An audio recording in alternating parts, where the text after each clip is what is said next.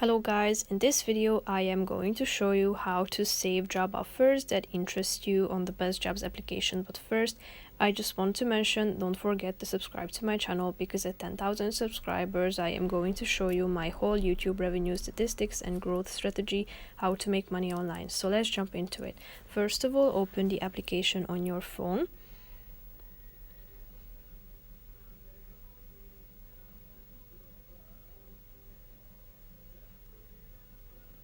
Then tap on search and apply to jobs.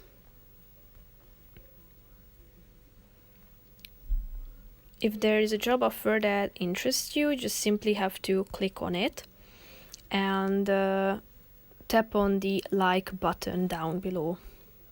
So now it has been added to your favorites that will appear in the My Jobs section. So that's pretty much it for this video. I hope you found it helpful. If you did, consider subscribing and see you in the next video. Bye bye.